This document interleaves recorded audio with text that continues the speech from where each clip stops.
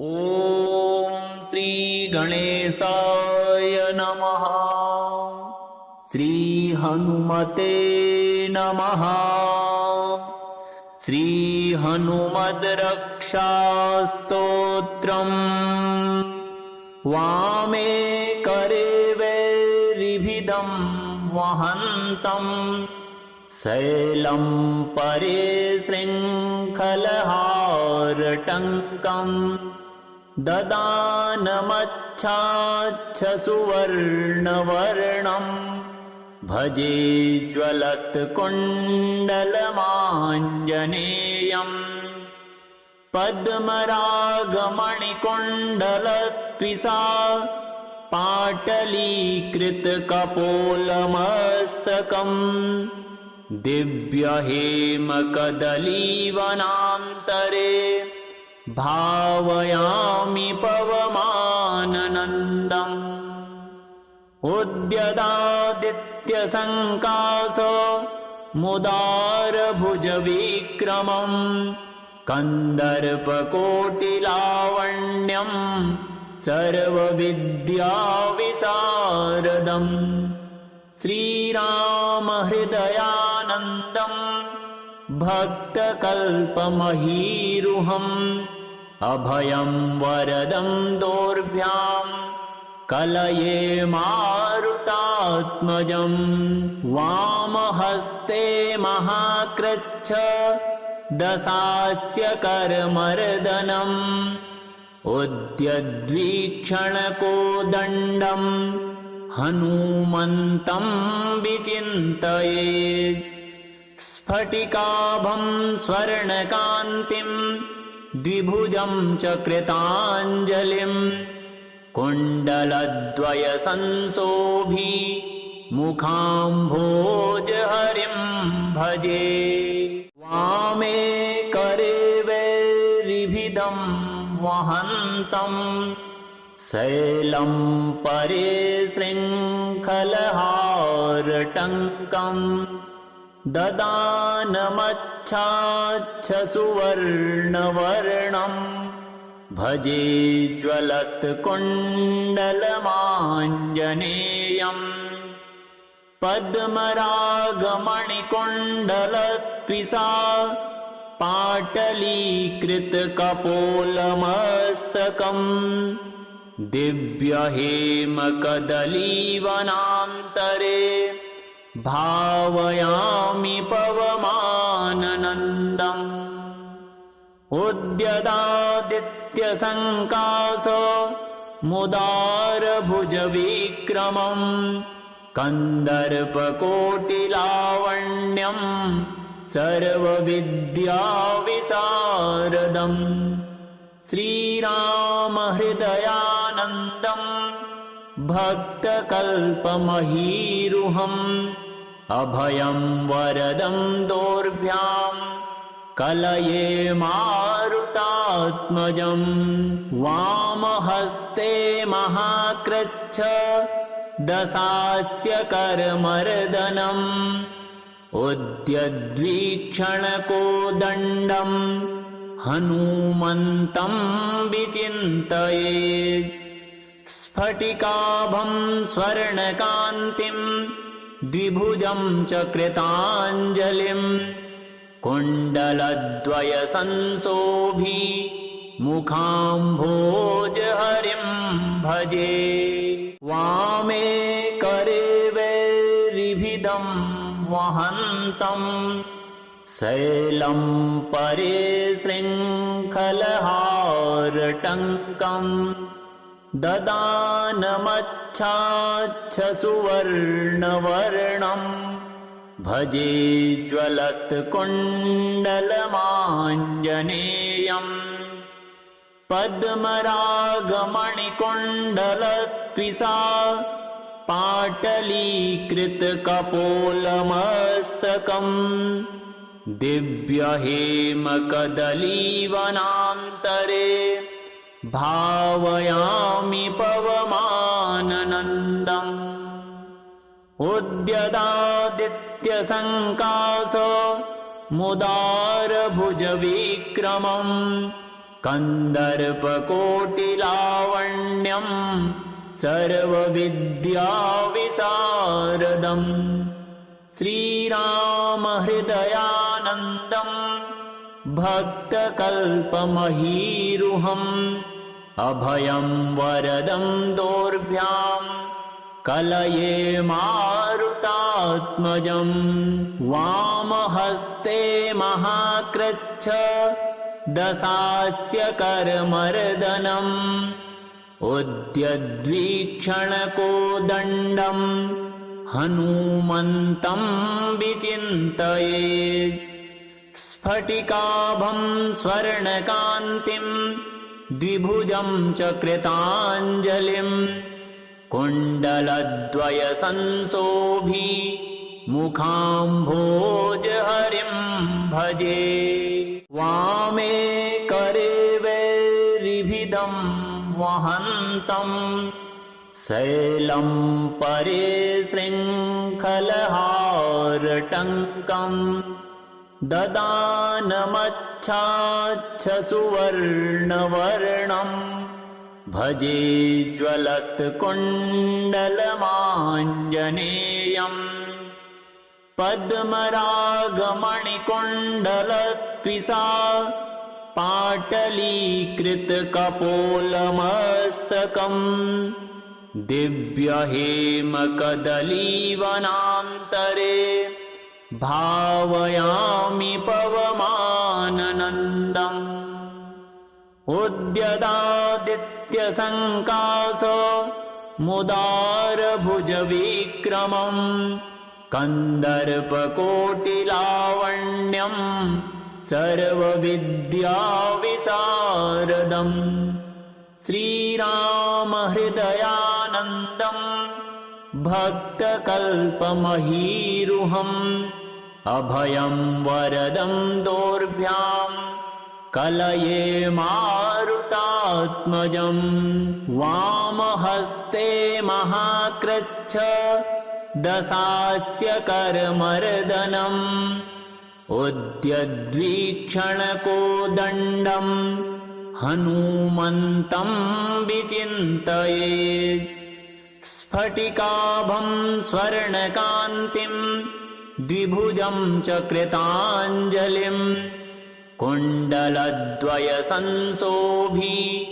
मुखाम्भोजहरिं भजे वामे करे वैरिभिदं वहन्तं शैलं परे शृङ्खलहारटङ्कं ददानमच्छाच्छसुवर्णवर्णं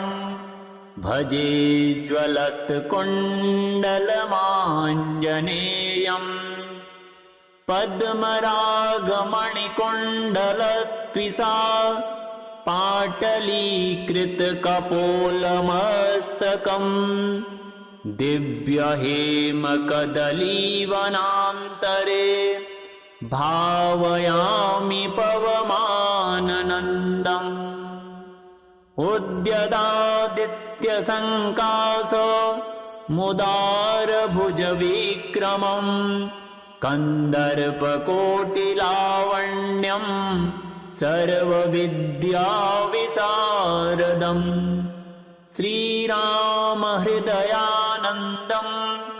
भक्तकल्पमहीरुहम् अभयं वरदं दोर्भ्यां कलये मारुतात्मजं वामहस्ते महाकृच्छ दशास्य करमर्दनम् उद्यद्वीक्षणकोदण्डं हनूमन्तं विचिन्तयेत् स्फटिकाभं स्वर्णकान्तिं द्विभुजं च कृताञ्जलिं कुण्डलद्वयसंशोभी मुखाम्भोजहरिं भजे वामे करे वैरिभिदं वहन्तं शैलं परे शृङ्खलहारटङ्कं ददानमच्छाच्छसुवर्णवर्णं सुवर्णवर्णम्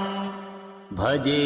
ज्वलत्कुण्डलमाञ्जनेयम्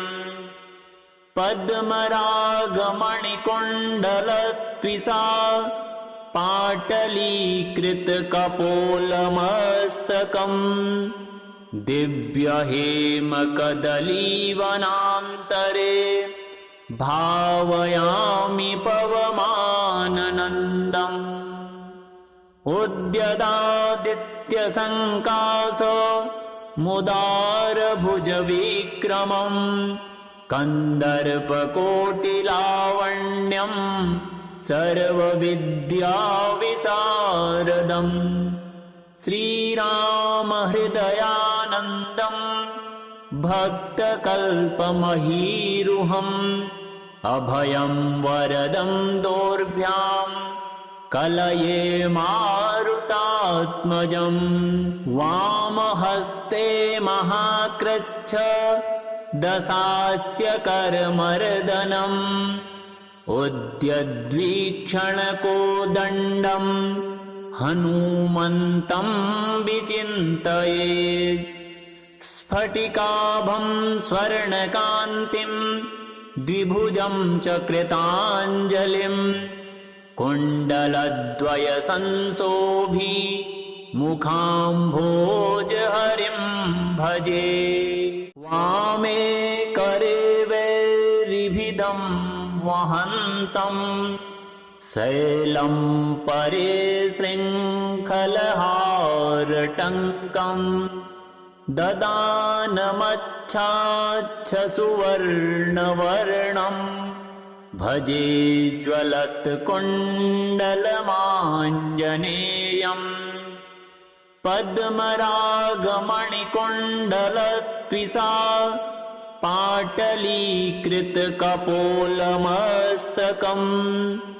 दिव्यहेमकदलीवनान्तरे भावयामि पवमाननन्दम् उद्यदादित्यसङ्काश मुदारभुजविक्रमम् कन्दर्पकोटिलावण्यम्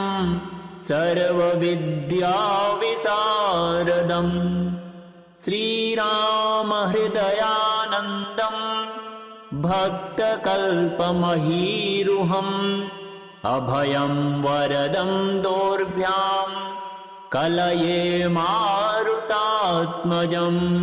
वामहस्ते महाकृच्छ दशास्य करमर्दनम् उद्यद्वीक्षणकोदण्डम् हनूमन्तं विचिन्तयेत् स्फटिकाभं स्वर्णकान्तिं द्विभुजं च कृताञ्जलिं कुण्डलद्वयसंशोभी मुखाम्भोजहरिं भजे वामे करे वैरिभिदं वहन्तम् शैलं परे शृङ्खलहारटङ्कम्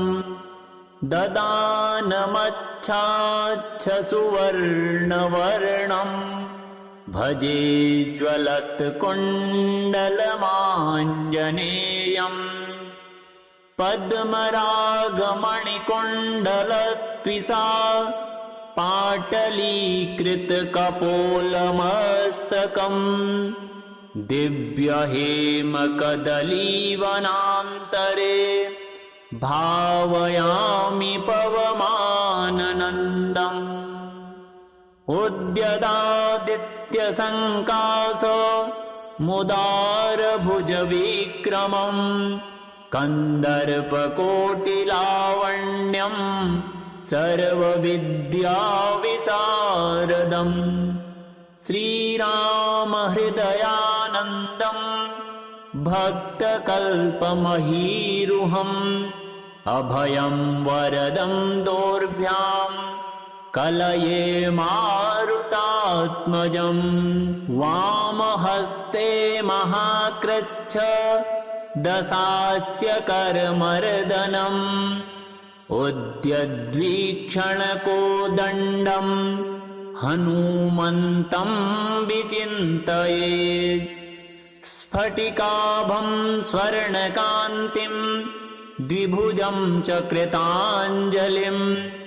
कुण्डलद्वयसंशोभि मुखाम्भोजहरिं भजे वामे करे वैरिभिदं वहन्तं शैलं परे शृङ्खलहारटङ्कं ददानमच्छाच्छसुवर्णवर्णं भजे ज्वलत्कुण्डलमाञ्जनेयम् पद्मरागमणिकुण्डलत्विषा पाटलीकृतकपोलमस्तकम् दिव्यहेमकदलीवनान्तरे भावयामि पवमाननन्दम् उद्यदादित्यसङ्काश मुदारभुजविक्रमम् कन्दर्पकोटिलावण्यं सर्वविद्याविशारदम् श्रीरामहृदयानन्दं भक्तकल्पमहीरुहम्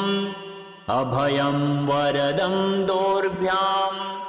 कलये मारुतात्मजम्